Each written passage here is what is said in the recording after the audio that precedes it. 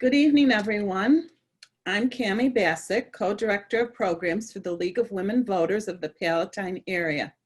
We serve Palatine, Rolling Meadows, Inverness, Schaumburg, Hoffman Estates, and many surrounding communities. Although we have women in our title, membership is open to anyone who's interested in participating in government. We are proud to be nonpartisan, neither supporting nor opposing candidates or political parties, but always working on vital issues of concern to the public. We work to register voters and provide voters with election information through voter guides, as well as candidate forums and debates. And now for just a little bit of housekeeping. You will all continue to be muted during the presentation. If you have questions you wish to address to our speaker, please type them into the chat. Once Chief Reynolds has completed his lecture, we will then attempt to go through as many questions with him as time permits. Before we proceed, we're going to post a poll on the screen. It would be very helpful to us if you would respond, because we're trying to learn where the best places are to publicize our events. Please answer where you learned about this event. And it's anonymous.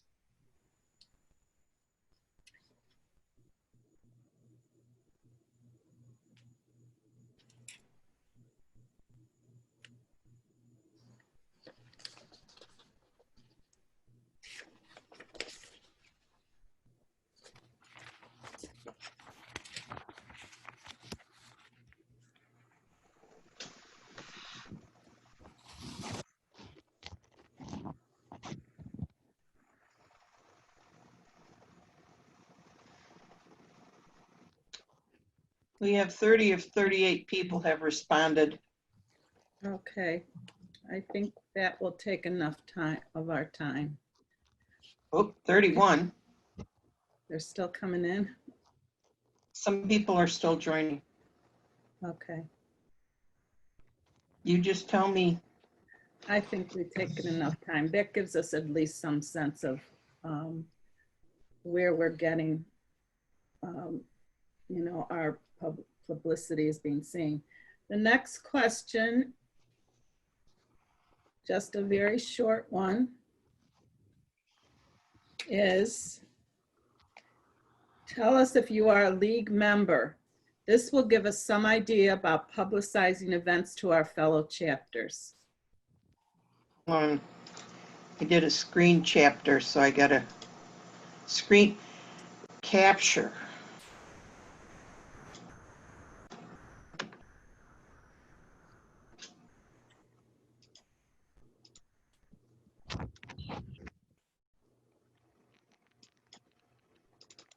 Well, it looks like our voter is the big winner.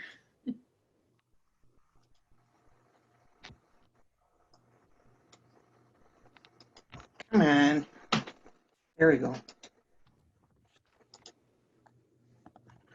course, nothing's working. Is it? I'm sorry, Dale, I didn't hear what you said. I'm talking to myself. Oh. Well, that's what happens, that we're inside by ourselves now all the time. I know, and you know, I'm like really talk to myself like a lot.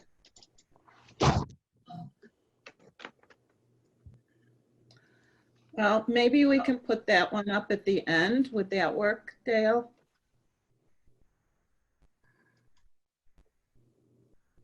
I don't know why it's all. Well, maybe if we can figure it out. I don't want. Well, I can't see anything, so. Right, I don't have anything on my screen to vote on or to fill in. Okay. No, that's because we stopped the poll. Oh, Okay. With that, I'm going to turn the program over to Laura Davis. Didn't you want to do the second one? Is it ready right now? Yeah, I just got to click on it. Okay, go ahead then real fast. if you can.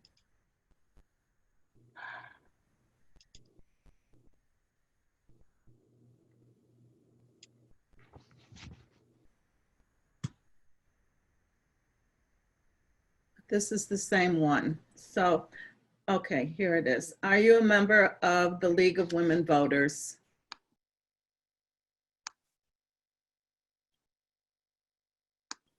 Our chapter or another league chapter? Oh, it's just about even. Okay. So, as I said, I'm going to turn the program over to Laura Davis, who is a league member and the coordinator of our league's criminal justice study. She will introduce our speaker for the evening, Chief Ladon Reynolds of the Oak Park Police Department. Okay. Thank you, Cammie. And You're thank you, everybody, for being with us tonight to hear from Chief Ladon Reynolds from Oak Park Police Department. And I am Laura Davis, and I'm a member of the League of Women Voters Palatine area, and one of the team members of the League of Women Voters Illinois Criminal Justice Update. And we have been meeting for the last 3 years to update our positions, which have not been updated for the last 25 years. The League of Women Voters Illinois did not even have a position on policing or bias, which for good or bad is very much in the news. As an update, the League cannot take any actions on any legislation as a League without a position. I suppose during this difficult time, the good thing is that individuals and communities are asking what we expect from our public institutions and what kind of society do we want to live in.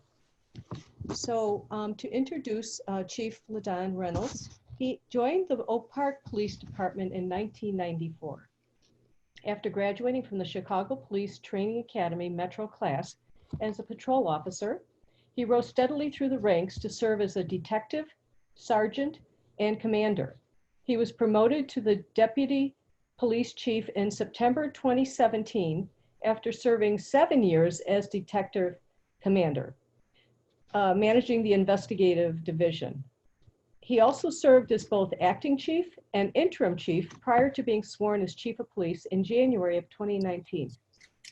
He is a graduate of the 216th session of the FBI National Academy, the Police Executive Research Forum Senior Management Institute for Police, the Illinois Law Enforcement Training and Standards Board Executive Institute, and the Community Leadership Program at Dominican University's Brennan School of Business. Chief Reynolds is an instructor for the Illinois Law Enforcement Training and Standards Board Executive Institute's Effective Police Supervision Program, where he specializes in diversity awareness and community policing. In addition, Chief Reynolds serves as an adjunct professor in the Criminal Justice Administration program at Triton College, teaching community relations and police administration.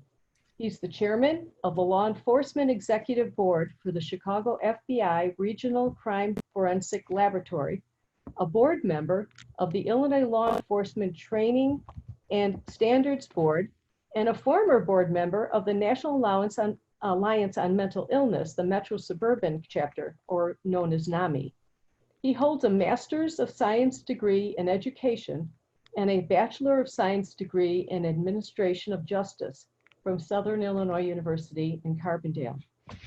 We could not have someone better to hear from regarding policing issues and are delighted to hear your presentation. Thank you for sharing your evening with us, and let's hear from Chief Reynolds. Thank you very much, Ms. Davis, for that wonderful introduction. I hope that I live up to all those things I made up for you to read. No. So if everybody can, I was told I have about 40 minutes to speak, and then we'll have some questions and answers afterwards. So if everyone can see my screen, I'll get started briefly. There are some videos. They're pretty short, but they'll help to illuminate part of the discussion. In addition to that, for those who can't see the screen, I'll try to kind of speak a little bit more intently on what is on the slides. But if it's being recorded, you may be able to get a more comprehensive understanding at a later date. So with that, I'm going to get started. Okay. So, you know, for me, context is everything. So we're going to start the conversation and just talk about really the role of police in society. I think everybody has a different perception of what the police do and what their role is.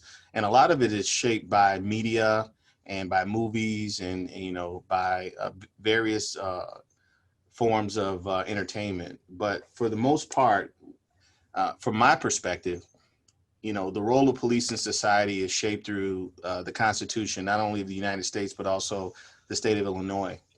And so for those who can't see this slide, I want to read this to you because I think it's important for us to understand the authority of police officers come from the citizens, and they are a direct descendant of the executive branch of the United States government and the state government of Illinois.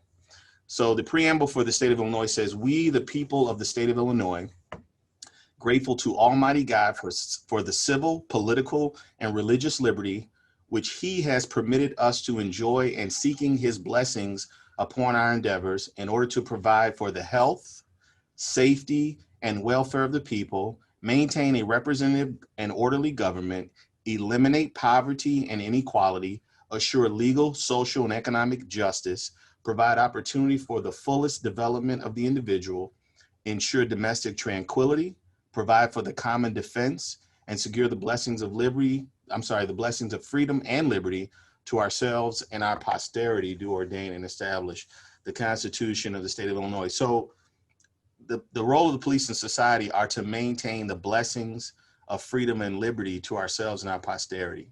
Now, how do we do that? Well, 200 years ago, it was a gentleman by the name of Sir Robert Peel, who was part of the London Metropolitan Police, and he came up with these 9 Peelian principles. And I submit to you that these principles are still valid today, even though they're almost 200 years old.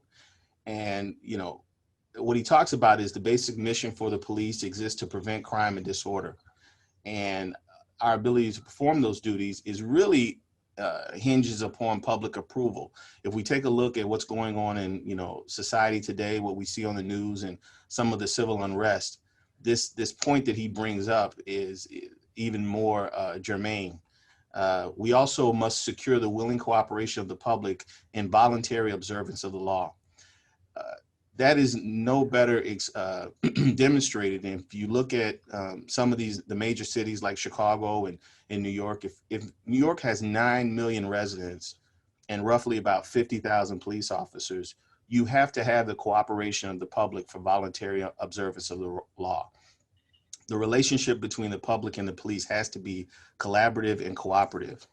I'm going to skip to the next slide, because one of the things that I think the most important one that he says is this: police at all times should maintain a relationship with the public that gives reality to the historic tradition that the police are the public and the public are the police being only members of the public who are paid to give full-time attention to duties which are incumbent upon every citizen in the interest of community welfare and existence. Now, I'm sure Robert Peel wasn't aware of the Illinois Constitution or the preamble to the Illinois Constitution, because his principles predate that document. But if you see, there's a running thread, right? So when we talk about the primary responsibilities of officers in American society, it's really that they're acting as an official representative of government. They're the first visible layer, besides the post office, of government, right? And their duties are conferred by statute. Their fundamental duties are to serve the community. We are public servants. This is a service industry, right? And I think all officers need to understand what their role in society is as it relates to, again, ensuring the blessings of liberty for ourselves and our posterity, and also making sure that people are treated equally and through justice. We police through the collective consciousness of the communities we serve. So policing in America is done at the individual local level. There are almost about 18,000 police departments in this country, and this is on purpose. If you look at European society, most of them have a national police force. But in this country, we purposely have policing at the local level so that we can maintain some sense of, you know, autonomy from the federal government and maintain control at the local level. So here's a video that I'm going to share with you. This is a gentleman by the name of Ray Nash. He's a sheriff. in the South, and he kind of outlines the role of police in society. Sheriff Ray Nash, live from Cancun, Mexico. I want to talk for a moment about the definition of policing. You know, some years ago, a colleague of mine challenged me with this. He said, have you ever looked up the definition of the word policing? I said, no, why should I do that? I've been doing it for 20-something years at that time. I know what it means. It means law enforcement. It means somebody breaks the law, we go and investigate, we respond, maybe we catch them in the act, we prosecute them. It's law enforcement and policing, they're synonymous with each other. And this friend of mine said, you ought to go look it up, because you might just be surprised at what you find. So I took his challenge and I went to my American Heritage Dictionary, and this is what I found. The definition of policing is the regulating and control of the affairs of a community, especially as it relates to 5 things. Those 5 things are law, order, health. Oh, what do you mean health? What do I do, the health department? That's not my job. That's somebody else's job. I want to put the bad guys in jail. Law, order, health, safety. Safety, that's the fire department's job, or the highway department. It's not my job. I want to be the police. That's how we say it, you know, down in South Carolina, the police. That's where police is 2 words and cold beer is 1, but that's a whole other story. Won't go down that path. Law, order, health, safety, and morals. Number 5. It's not my definition. It's in the dictionary. Look it up for yourself. You know, only the first 2 of those 5 areas of responsibility have to do with law enforcement, maintaining law and order. The other 3 are kind of an expansion of what we might typically think of as the police mandate. But as professional law enforcement officers, we must be effective in all 5: law, order, health, safety, and morals. And so given our responsibility to be the caretakers of the morals of the community, then what other component of the community should have the highest of standards in all 5 of these arenas? In other words, what component should be the most law-abiding, setting the best example? What one should be the most orderly, squared away, and self-disciplined? Which one should be the most fit? I get reactions out of that one a lot. Which one should be the most safety conscious, and which one should have the highest of standards in the area of morality, professional ethics, and character? And it's us. It is law enforcement. That is as it should be, because we have so much responsibility invested in us. We are entrusted with so much authority and so much power. Of course, we have to be held to the highest of standards. Think about what the power that a law enforcement officer has in America. We have the power to take away things. We can take away things like life, property, freedom, and get this, children. Nobody else in our culture has that kind of power entrusted to them. So of course, we must have the highest of standards in the area of ethics and character. So when you listen to what he says and you think about the tremendous amount of responsibility and authority that is entrusted with police officers, and you think back to the relationships, any relationship that you have, the foundation of that relationship is trust, right? I can say, you know, all day that I am an excellent husband and an excellent father. But at the end of the day, that really depends on what my wife says and what my kids say. And officers, you know, police departments can feel like they're excellent in public safety and public service, but it really depends on what the citizens that they police say, the communities that they serve say.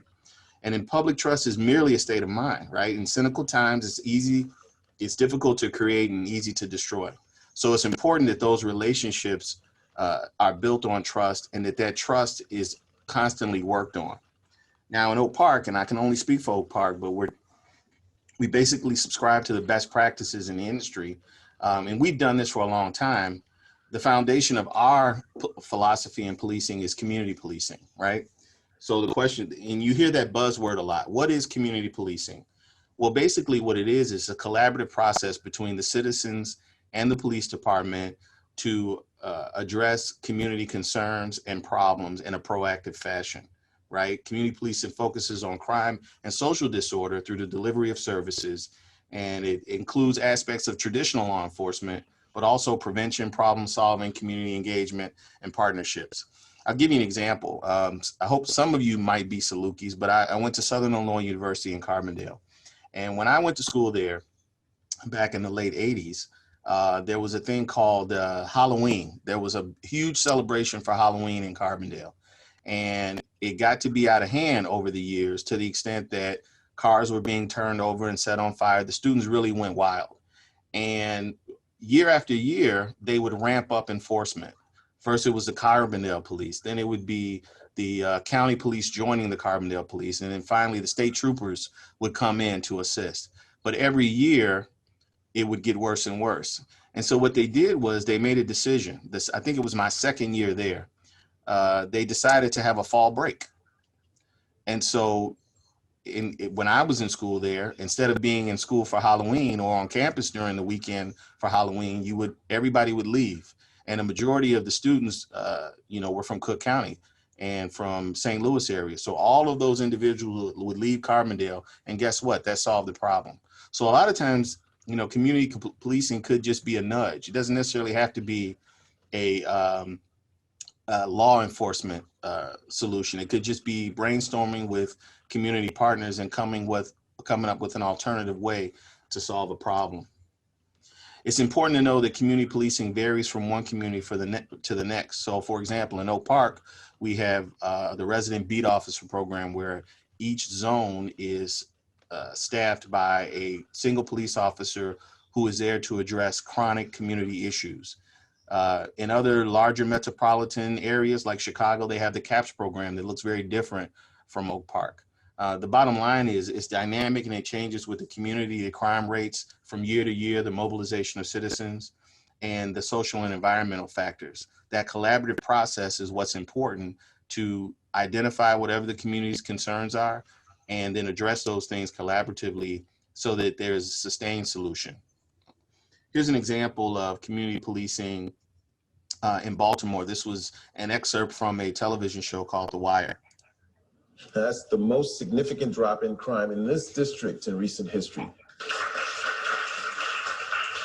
We still got some hard-looking boys out on them streets. And Sergeant, them little mini motorcycles, they're keeping me up at night. We're working on that.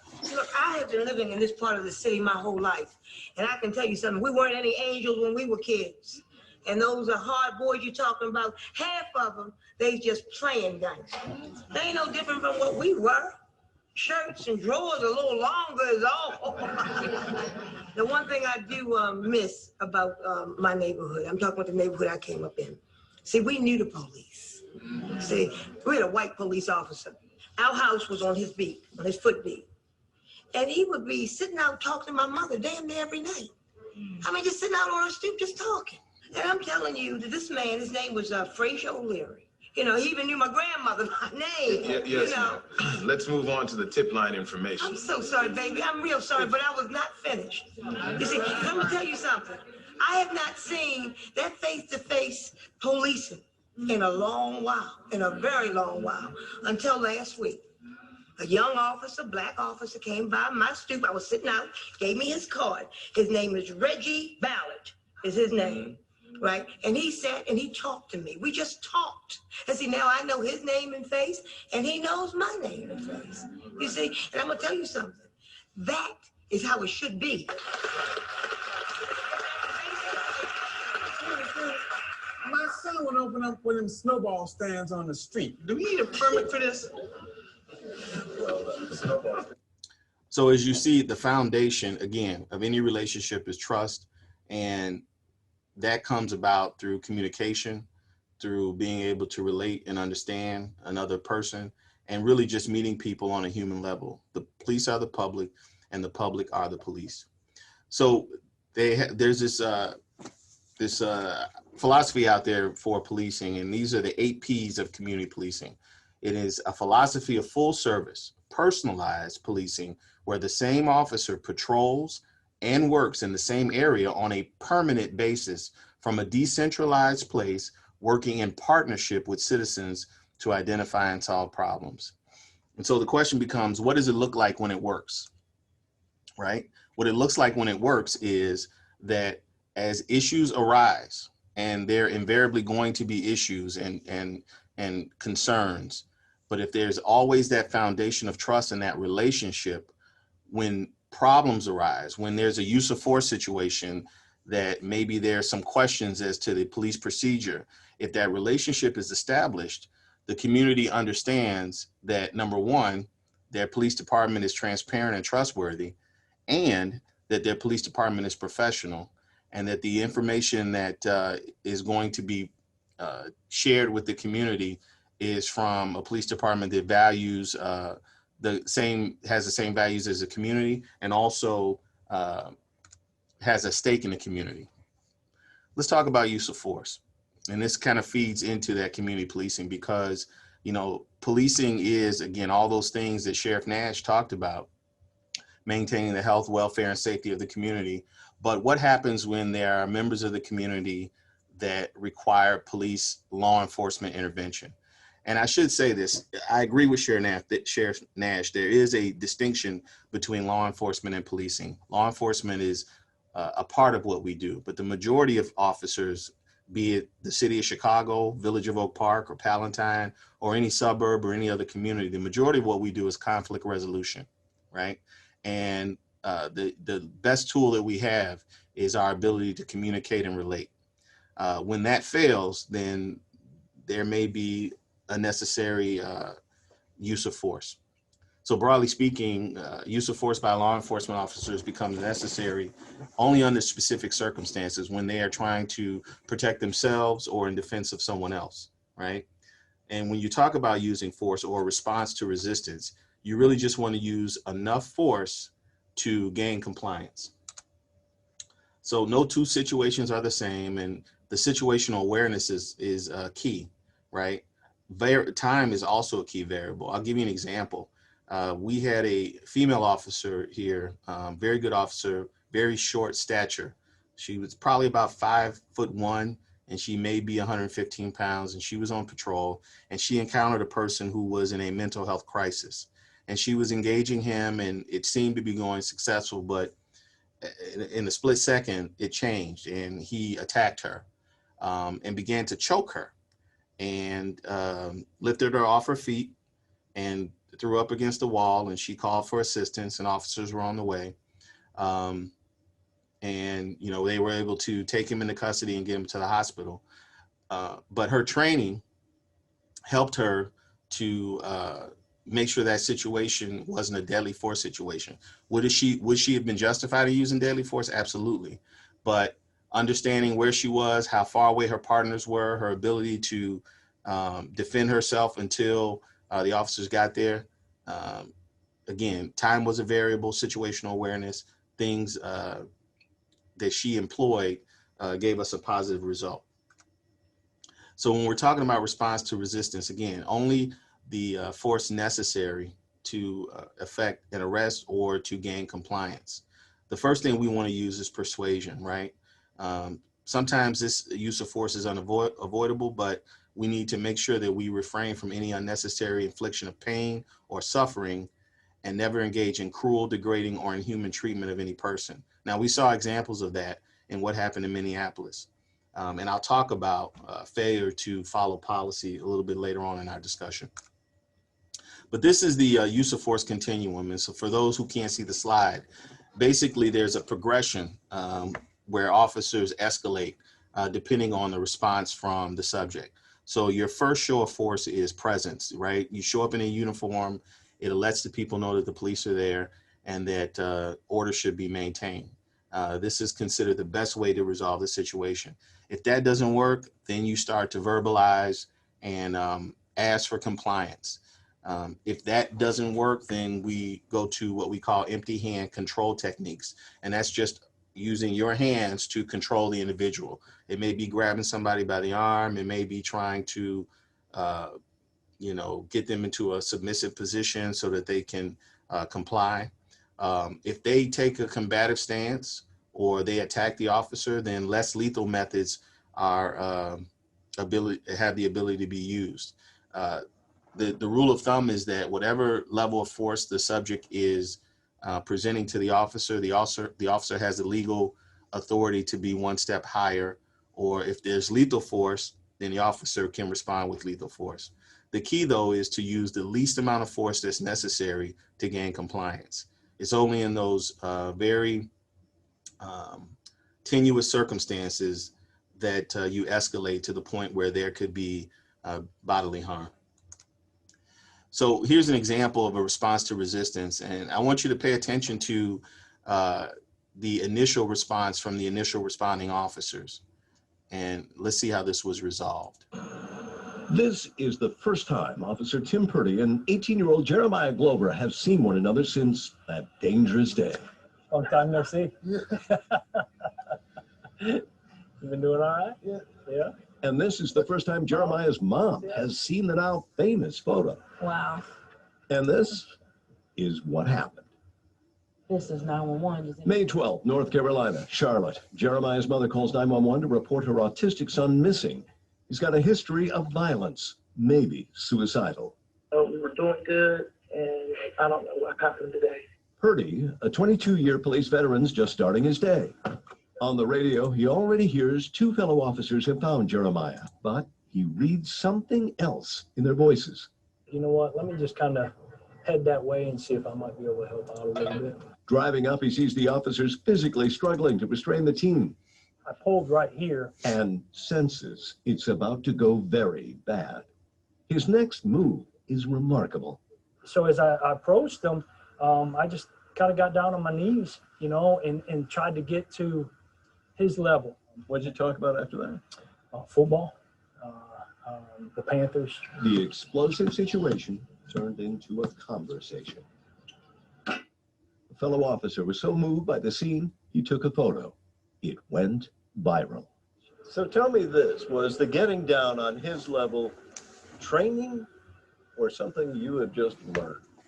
Just something that I've learned over the years. Jeremiah's distraught mom remembers racing up, fearing the worst. The officer definitely was on his level, sitting with him, communicating, and my son was safe.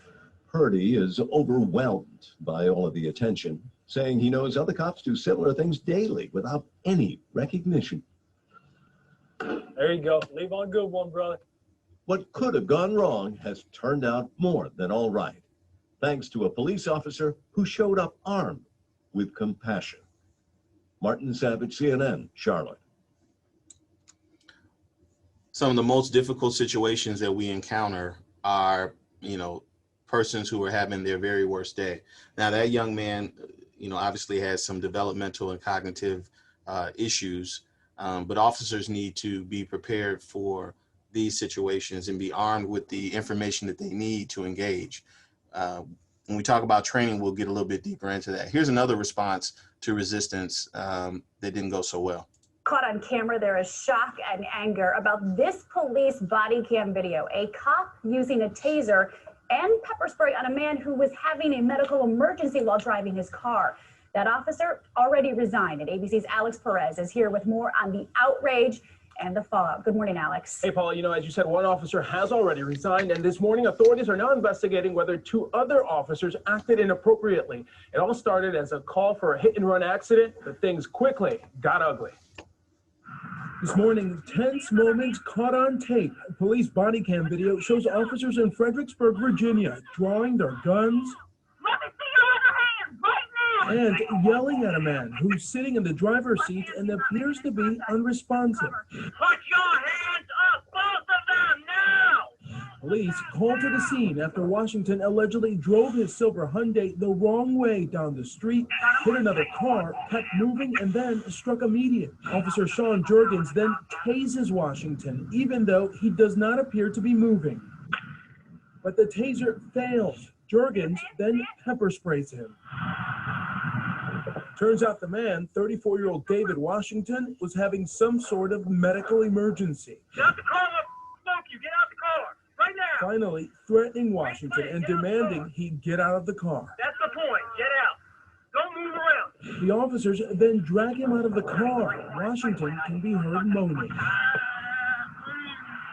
An ambulance eventually arrives and takes Washington to the hospital. The officers on duty didn't assess the situation correctly, and they had the time to do so. Officer Jurgens has now resigned, and in a statement, Fredericksburg police saying The use of force demonstrated in the incident involving Mr. Washington was not in compliance with department policy or training. Now, we did reach out to Washington to see how he was doing, but our calls were not returned. Authorities did not reveal exactly what kind of medical problem he was having, but he could still face criminal charges. Officer Jurgens, in a letter to a local newspaper, says he believes, given the situation, he did what he had to do. Paula, Dan? So this kind of leads us to implicit bias. You saw examples of two officers that arrived on a scene in a potentially dangerous situation. One got it right, the other one got it completely wrong. So let's unpack bias a little bit. So one of the foundations for officers not conducting policing through bias is founded in Illinois law. So the Illinois Human Rights Act forbids discrimination based on sex, race, color, arrest record, marital status, sexual orientation, retaliation, and things of that nature. So it is founded in law that officers should not perform their duties from a place of bias. But we have to go beyond that. We have to make sure we train on those things and also have policies in place. So here's an example of the policy from the Oak Park Police Department. And I'll read it for those who can't see the slide. It is the policy of the Oak Park Police Department that all members of the public shall be treated with respect and dignity which they deserve to have come to expect, and to which they are granted under law. Bias-based policing is strictly prohibited. Bias-based policing degrades the public's confidence in the department and is detrimental to effective law enforcement because it fosters distrust in the community and undermines the department's ability to enforce the law. That we go back to that ever-arcing theme of trust, right? Police are the public and the public are the police.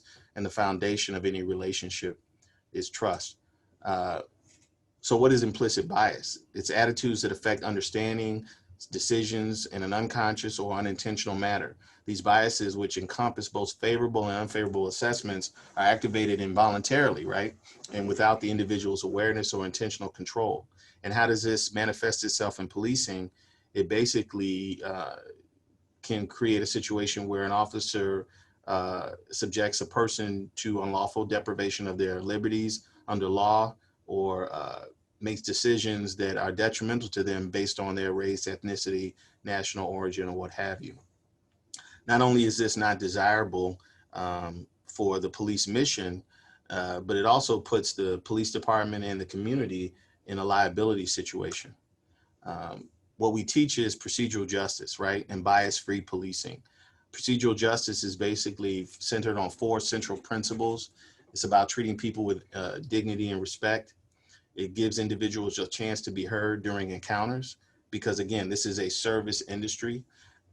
When you make an investment in a community, for example, you think about the largest investment that a person makes is where they decide to buy a home or where they decide to raise their children.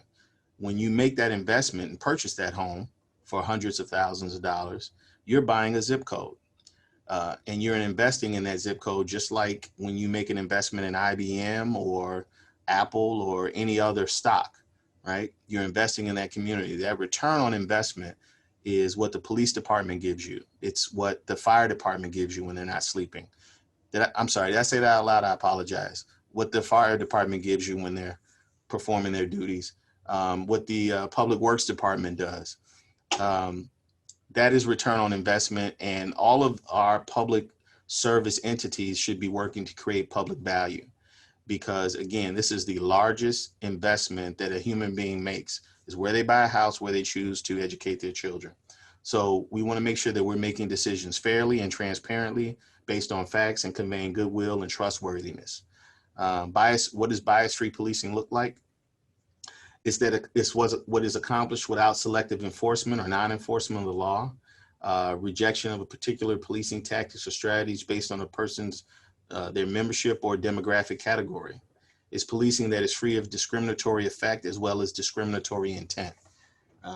And that is going to, again, foster goodwill and trust and create that return on investment, create that public value.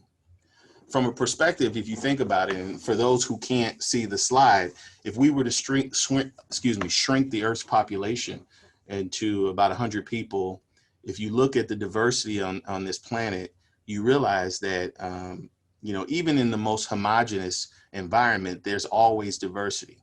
So if there were 100 people, there would be 60 Asians, 11 Europeans, 14 from the Western Hemisphere. There would be 15 Africans, 50 people would be female, 50 would be male. One person would be near death, one person would be near birth. Only 40 would have internet. 15 would be undernourished, 21 would be overweight, 33 would be Christian. Only 73 would have shelter and 23 would not. 14 would be unable to read. So when we talk about policing, when we talk about ensuring the blessings of liberty for ourselves and our posterity, we're policing and engaging all citizens and trying to provide those blessings to all citizens, no matter what their circumstance are. And as I said earlier, when the police encounter citizens, 9 times out of 10, they're having the worst day. And so we have to make sure that our officers have the information that they need, not only to provide the appropriate service, but also to make sure that their physical and mental health is taken care of. And I'll talk about that a little bit later. So what does that mean for training?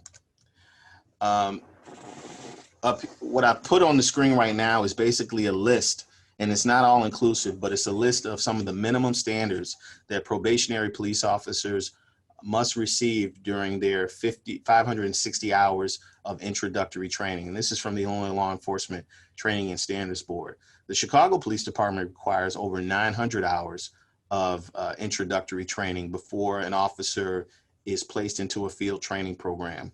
So along with you know, information or training on arrest, search and seizure, and the Fourth Amendment and investigation techniques, we also train on procedural justice, human rights, civil rights, cultural competency, recognition of mental conditions and crises, crimes against the elderly, domestic violence, and individuals, cases of sexual assault, techniques that are age sensitive and trauma informed. We train on the Rights of Crime Victims and Witness Act and Crime Victims Compensation Act. We also train on identifying and interacting with persons with autism or developmental or physical disabilities. These are the minimum standards that we train on. There's also supplemental training that is mandated by the Illinois Law Enforcement Training and Standards Board, and this is recurring. Every year, officers have to meet supplemental mandates, and those mandates touch on civil rights, constitutional use of law enforcement authority, cultural competency, human rights, legal updates, because new laws come out every year, procedural justice, also sexual assault trauma for an informed response, and the use of force or response to resistance. What it boils down to with training is accountability, right? The causation for poor performance can be encapsulated in 2 contributing factors: incompetence or insubordination. When I talk about incompetence, I don't mean it as a pejorative. I don't mean it as an insult. What I'm saying is, if someone is incompetent, that means they don't have the information that they need to carry out the police mission. And that falls on the leader of the organization. That falls on the administration. They have to make sure that their officers have the tools, the information to be successful and facilitate the police mission for that municipality. If they're insubordinate, that means they have the information, but they're making a conscious decision not to follow policy, not to follow the rules, not to follow the law. We saw an example of that, even though we reserve judgment until, you know, the courts make their findings. But we saw an example of that in Minnesota with George Floyd. We saw an example of that with Laquan McDonald. You know, when someone is insubordinate, they're making a conscious decision to operate outside the law, operate outside policy, and that requires discipline up to and, you know, termination, separation from the agency. So those are the important things. At the end of the day, in an effort to help police departments across the state of Illinois, the Illinois Association of Chiefs of Police partnered with the NAACP to develop the 10 shared principles. I'm going to show you a video that kind of describes these principles and the process that went into formulating this partnership. But what you'll find is that there's a reoccurring theme. Some of the things that I spoke about, trust, right? Collaboration, making sure that we are responsive to the citizens' needs. And so if you'll indulge me for just one second, I'm gonna switch over. Give me 1 second here. All right, new share. Okay, hopefully everybody sees the crest for the Illinois Chiefs of Police. Marsha, I can see you. Do you see the video for Chiefs of Police? Marsha Borders? Okay, good.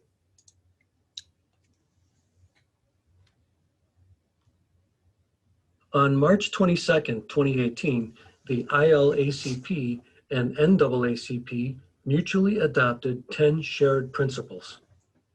They said, "We vow by mutual affirmation to work together and stand together in our communities and at the state level to implement these values and principles, and to replace mistrust with mutual trust wherever, whenever, and however we can."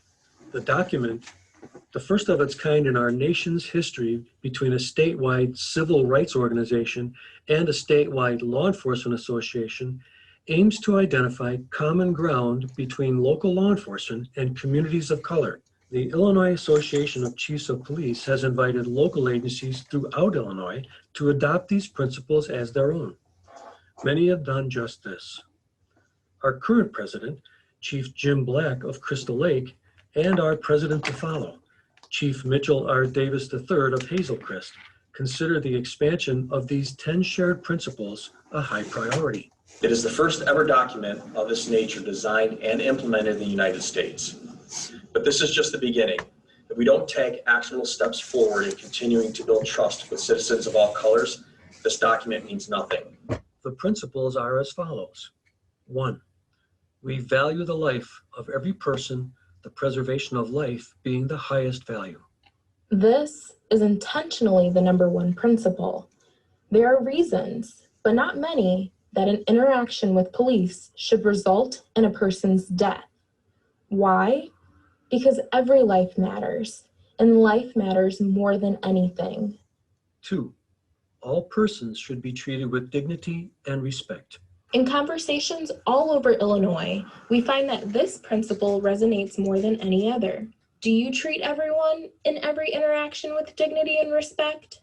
3, we reject discrimination based on race, ethnicity, religion, color, nationality, immigrant status, sexual orientation, gender, disability, or familial status.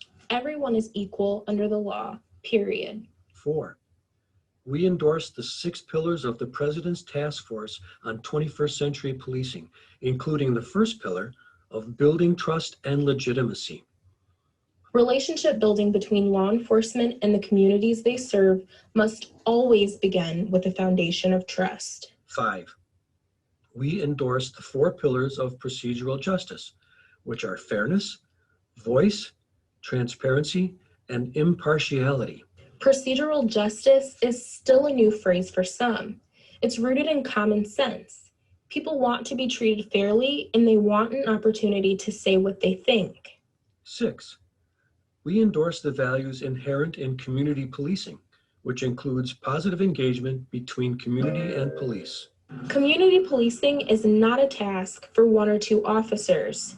It is a philosophy that should be evident through a police department's daily work.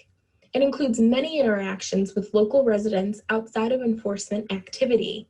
Community policing builds trust, one conversation at a time. 7, we believe that the key to building trust is developing relationships at the leadership and street levels. Who do you know personally? Who do you talk to? Who are your sounding boards? When you get to know someone personally, you will be more effective in addressing whatever concerns they have. 8, we accept mutual responsibility to encourage all citizens to gain a better understanding of the law to assist in interactions with police. Please remember that many people do not know exactly what is expected of them and what rights they have when stopped by the police. Citizen education is the answer here. Citizens should want it, and law enforcement should provide it. 9, we acknowledge a mutual responsibility to increase diversity in police departments and in the law enforcement profession. police department wants to reflect the community it serves. There can be success in building a diverse department when community leaders assist in the recruitment process and encourage their young people to become police officers. 10. We commit to de-escalation training to ensure the safety of community members and police officers. De-escalation is a two-way street. Police can be taught how to reduce tension, and citizens can be taught to be less aggressive so that a situation does not blow up. Therefore, in summary, we commit ourselves to replacing mistrust with mutual trust wherever, whenever, and however we can. Taking the principles a step further, leaders from both organizations made the decision to stand side by side while hosting World Cafe presentations around the state. In the summer of 2019, the Illinois NAACP State Conference and Illinois Association of Chiefs of Police jointly hosted a World Cafe Summit in downtown Peoria. Nearly 200 people attended, including Illinois Lieutenant Governor Juliana Stratton. The goal of the summit was to reunite past participants for an advanced discussion about the principles. Among the crowd were not only community leaders and law enforcement officials, but student leaders as well. Sitting at a table with a lot of other police officers and law enforcement and another president of the NAACP, it's so cool to see like their perspective and then show my perspective so we can get an understanding of what's the problem and where we're trying to get to in our aspirations and goals. This is significant because it is today's younger generation that could bring to fulfillment the dreams of Dr. Martin Luther King Jr. The principles are now being actively promoted to younger populations in high schools, colleges, and universities. Enthusiasm is building one conversation at a time. The Illinois Chiefs and NAACP Illinois hope the 10 shared principles gain traction through practice, conversation, and participation. What this is really about is building trust and building relationships.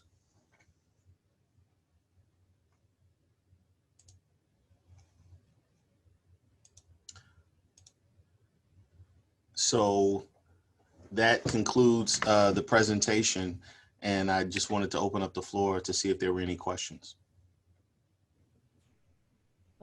Thank you, Chief Reynolds. I really appreciate your very expansive presentation. And I will start with a couple of questions that came in from the chat, if I can pull them up. And Juanita is also going to share a question. Juanita, why don't you, if you can, start, and I will find the chat here. Okay. It was so much, I really enjoyed the presentation. I want to say that. It was very thorough, and I just wish all policing happened in that manner at all times, because that's how we want it to be. So I was wondering, Chief, you said it was 121 officers. I was wondering, what's the breakdown of the officers, like women, minorities? We want it to be diverse like the community. So how does it break down in Oak Park? So what I'll tell you is that for Oak Park, we are definitely, and this is probably the same with most police departments. So let me start with this. The average police department has less than 25 officers on it, okay? So Oak Park is considered a medium-sized police department.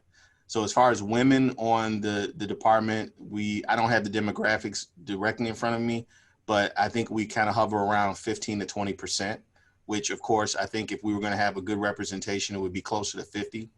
But other than that, the demographics of the police department almost exactly match the village of Oak Park, with the exception of we are probably, I think village is roughly 19 or 18% African-American. I think the police department's about 16%. And then we have more Asian officers than our representative in the village. But other than that, our demographics are spot on. Good.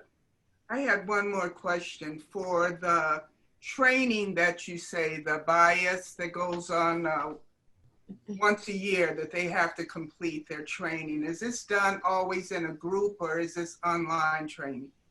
So for you talking about for Oak Park or across? Oak Park. For Oak Park, yeah. So it's a combination. So we have training online, and then we also have our structure for our hours that the officers work. We move to a 10-hour schedule to provide some additional coverage. And what it does is it gives us an overlap of about 3 to 4 hours, and we use that time for training. So between, so I won't give out the exact information, but at a certain point during the day, we have double the police officers that we would normally have.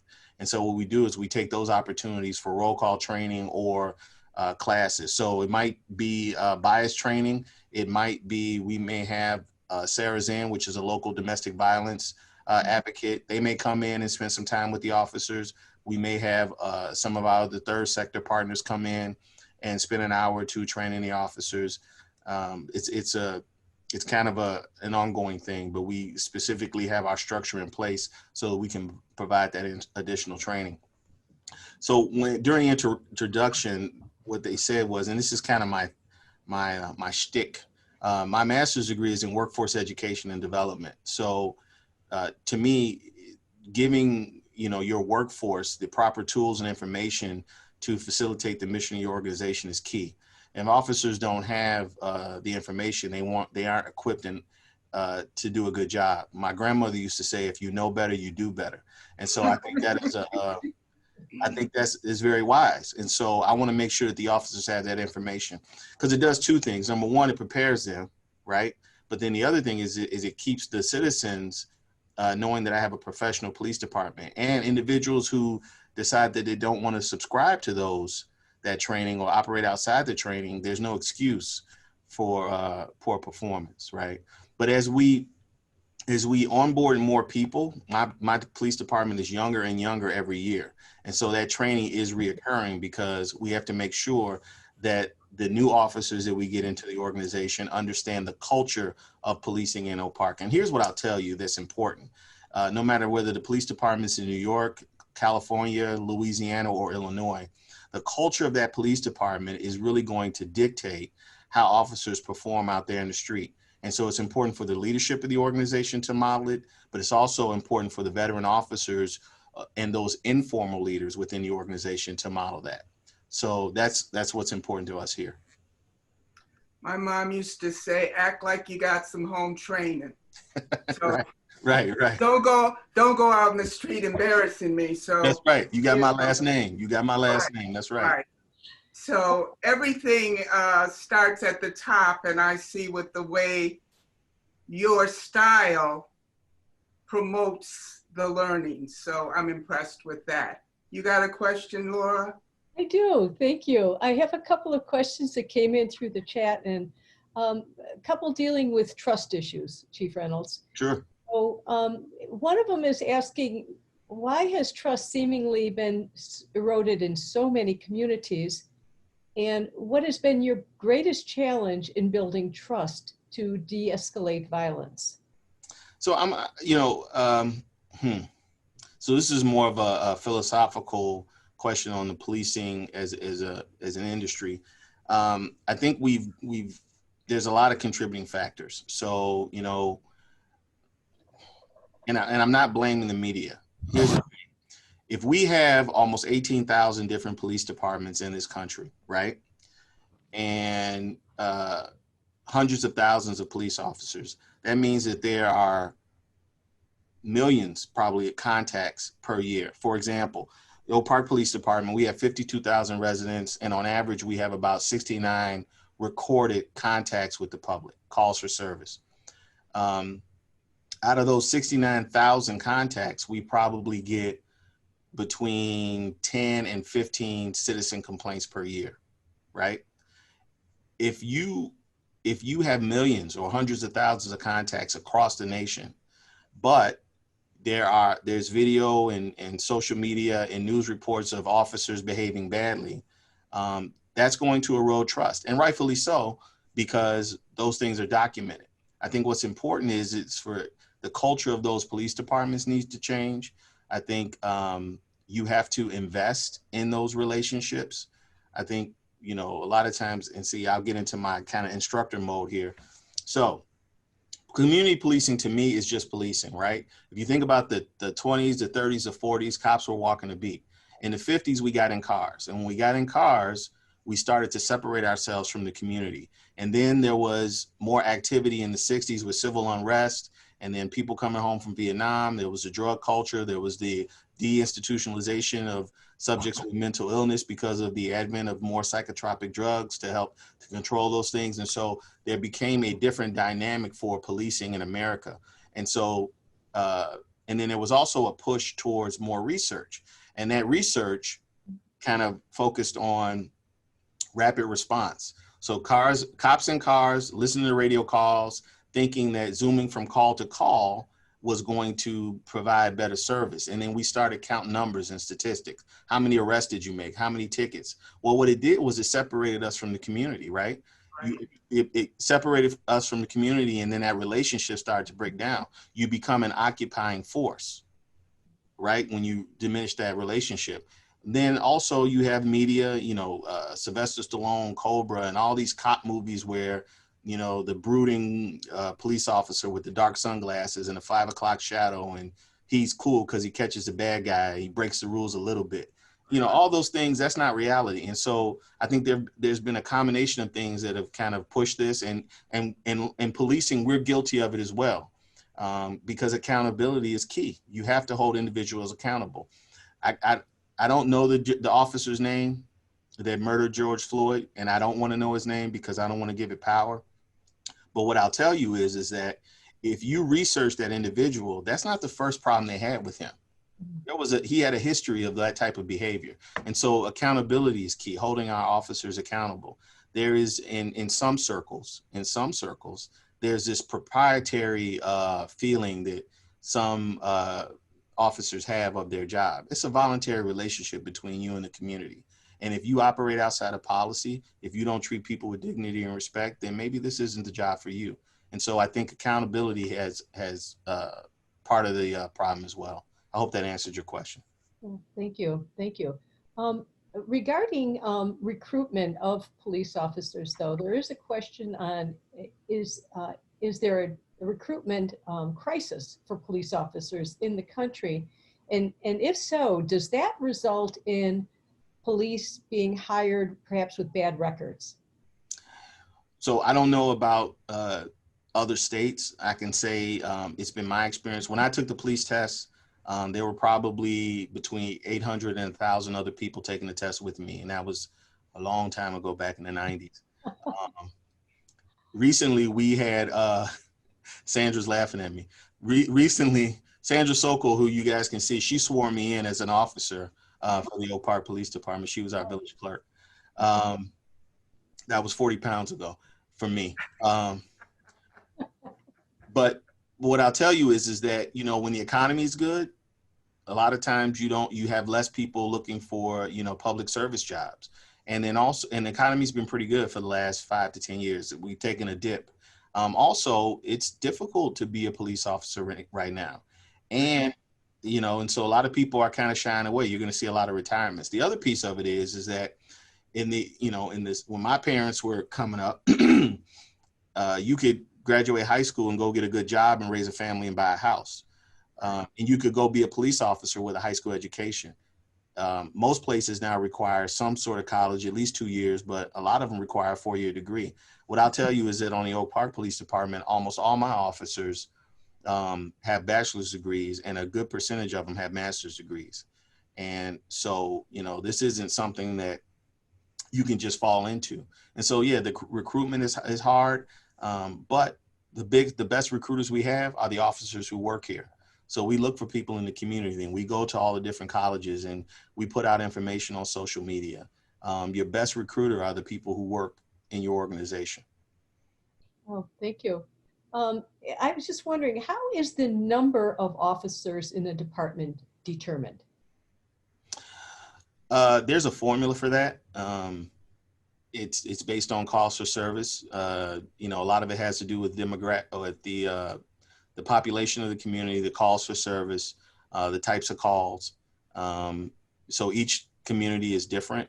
Typically, it's I believe it's 1.5 officer per 1,000.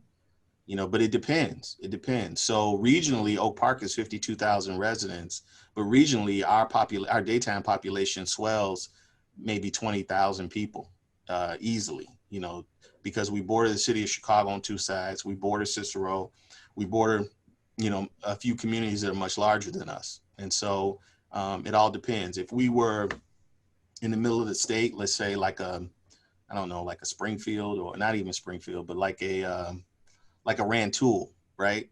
Then it may be different. So it depends on calls for service, and it depends on, the needs of the community, and that varies.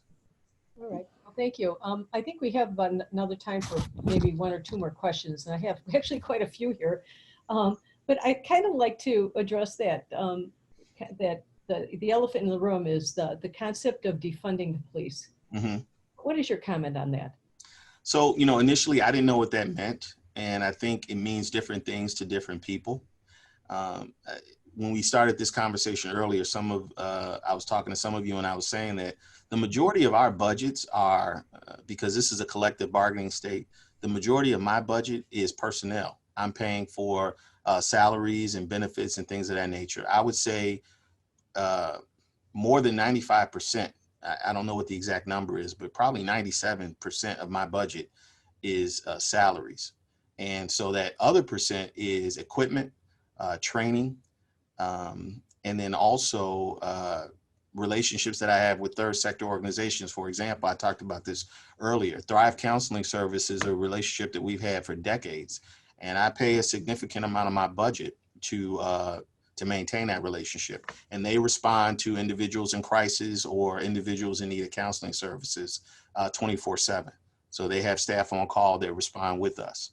And that costs money. So when you talk about defunding the police, you're going to lose some of that discretionary funding. Part of my budget is also for when school is in session, we pay a percentage for crossing guards, and that's in a relationship with our local school district. So a lot of those things are interwoven.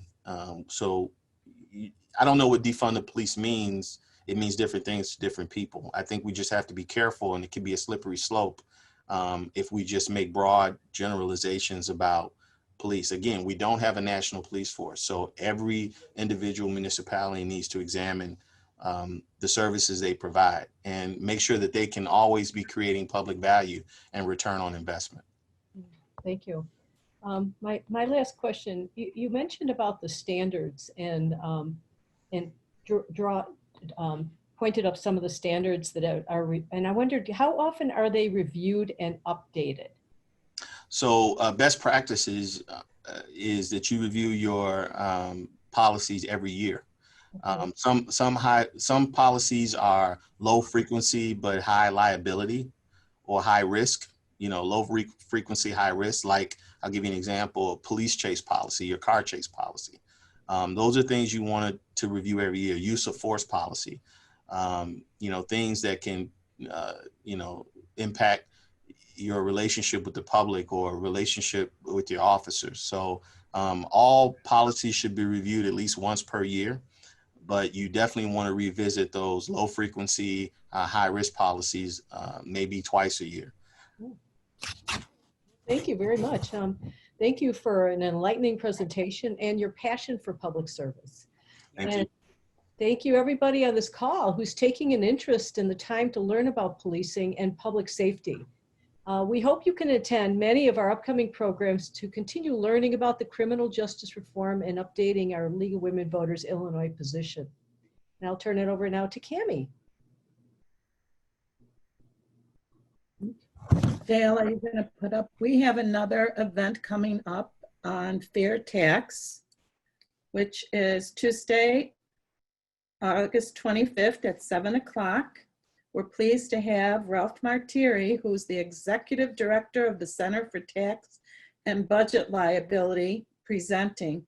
This is a very timely issue for everyone because you will be asked to vote on this on your November 3rd ballot.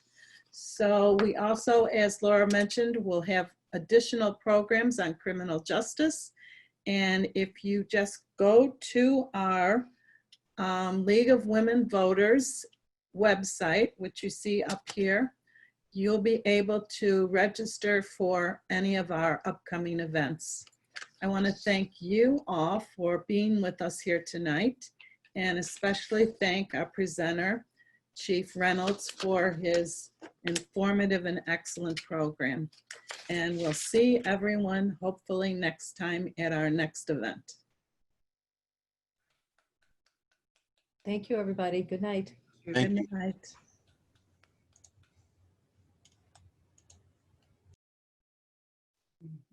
Mhm.